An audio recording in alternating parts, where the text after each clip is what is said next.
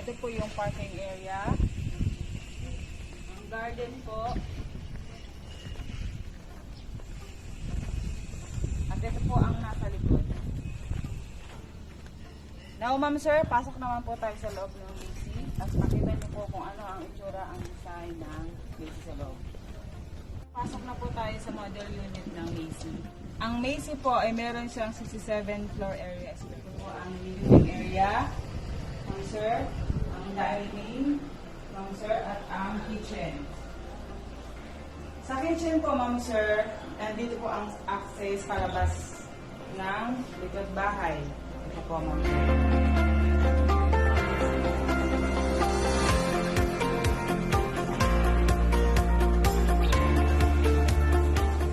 Pagkatapos po dito, ma'am sir, andito po sa side na ito ang CR.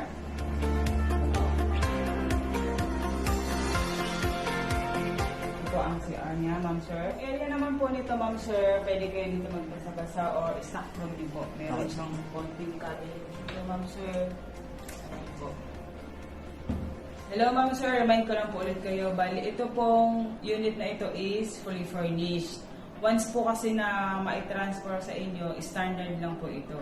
Bali kayo po ang magagawa ng design, kung ano po ang gusto ng design or mga mag-display po. So, akit po tayo, ma'am sir.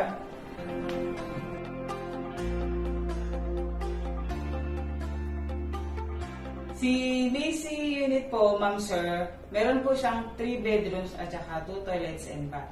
Unahin po natin, sir, ma'am, ang master's bedroom. Ito po ang model ng master's bedroom. Ito po ang cabinet nila, ma'am sir.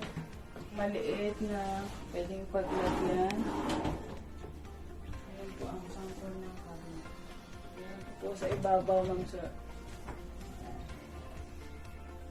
Proceed po tayo, ma'am sir, sa pangalawang bedroom. Oo. Ito po yung pangalawang bedroom, ma'am sir. Kung may anak po kayong lalaki, ganito po pwede nyo i-design. Pwede sa dito mag-study. Ito po yung cabinet. Ayan po, ma'am sir.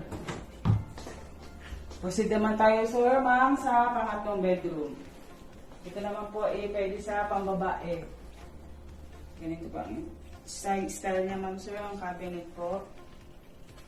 Meron din po sa baba. Ang next naman po, ma'am sir, ang CR.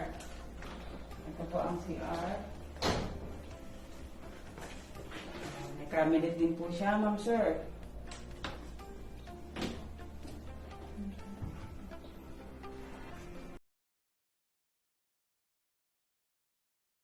Tresta.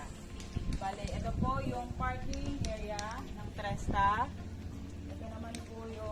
Ito po yung garden, ma'am sir. Ngayon po, ma'am sir, pasok na po tayo sa Tresta. Pasok na po tayo, ma'am sir. Makikita po natin agad, ma'am sir, ang living area, ang dining, at ang kitchen po. Sunod naman po, ma'am sir, ang CR. Ito po ang CR. Ito po yung cabinet niya.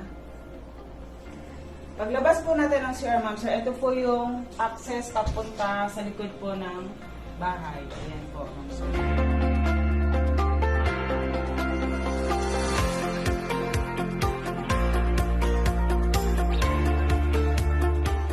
Hello, ma'am sir. Remind ko lang po kayo na ito pong model unit is fully furnished. Once po na na-turn over po ito sa inyo, standard po yung furnish niya. Ayun po, ma'am sir. Bali, ma'am sir, ang purpose po nito ay para makita nyo lang po or mag-visualize nyo po kung ano ang pwede nyong design sa magiging bahay nyo po. Ma'am sir, akit na po tayo. Sa taas po, makikita po natin ang 3 bedrooms. Isang master's bedroom po at yung dalawa po, pwede nyo na po sa mga anak nyo po, yung rooms. Ang una po natin makita dito, ma'am sir, ay yung master's bedroom po. Nandito po siya. Sa unang pintuan, ito po ang kanyang itsura. Ganito po. Ganito po, ma'am sir, ang pwede niyong gawin kapag ka na i-turn over na po sa inyo yung inyong bahay. Ito po, may cabinet po siya, ma'am sir. Ang sunod po natin, ma'am sir, ang pangalawang bedroom, ma'am sir. Ito po. Pwede niyo po ito gawing double deck, ma'am sir, pag marami po or dalawa po ang inyong anak na lalaki. Ito po yung kwarto nila. Pwede po silang mag-study dito at ang cabinet. Ito po. Ang sunod naman po, ma'am sir, ay yung kwarto na pambabae. Kung may anak po kayong babae, ito po ang magiging design niya. Ang cabinet niya po, ayan po ang kanyang cabinet. Ang sunod naman po, mama sir, ay ang CR. Dito po sa taas. Ito po ang design ng CR, ma'am sir. Hi, ma'am sir. Ang next slide po natin ay ang Solara Park Stories No Valley. Yan po yung bago.